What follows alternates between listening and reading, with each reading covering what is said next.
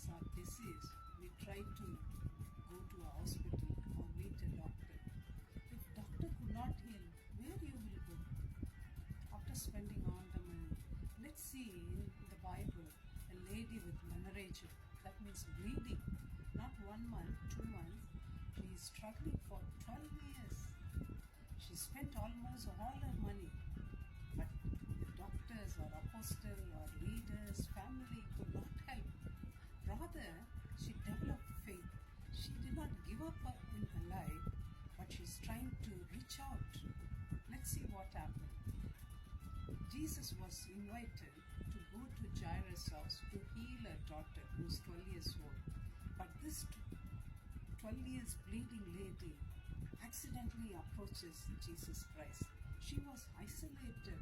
If a lady is having a bleeding, she cannot enter the church. She cannot enter the house. She will be separated from family. There is no hug. There is no kiss. There is no tap on the back.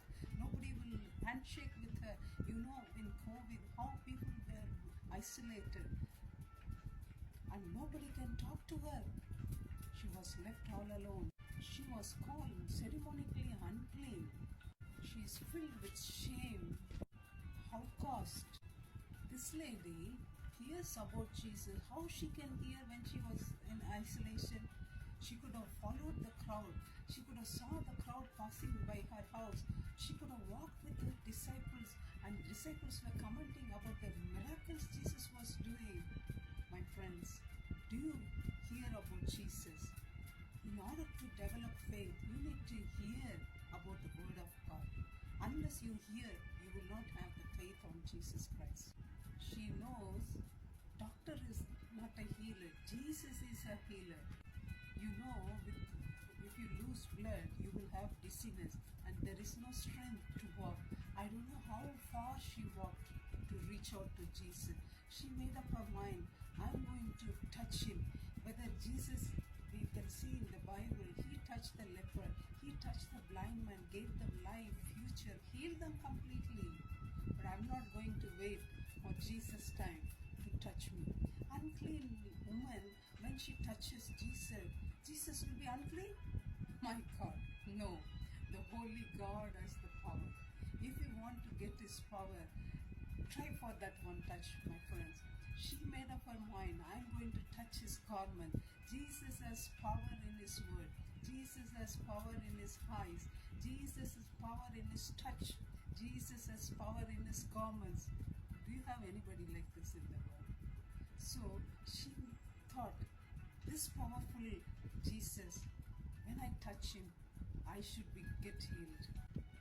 Jesus, one touch can change your life, whether you're drug addict or adulterous or criminal or whatever sin you're facing, my friends.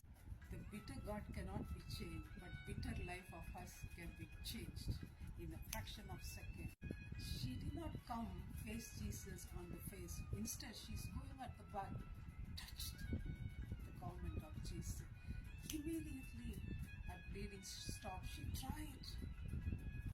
Jesus immediately realized that somebody touched him. Jesus knows that. But why did Jesus ask her, who touched me? Because she got the healing, but still she was not completely changed, transformed. Still she was having fear. Still she was in shame. Still she was in anxiety. That's what Jesus wanted her full transformation. That's what Jesus wanted her to go happily. Called her daughter, your faith made you to heal. Regardless of her issue, she came to touch Jesus. Whatever circumstances, my friend, do you want to touch Jesus? That one touch. Jesus did not condemn her because she touched. Rather, she called her as a daughter. Jesus is calling you as a daughter. You want to get that privilege and grab him. Come to him. Get the healing instantly. May God bless you.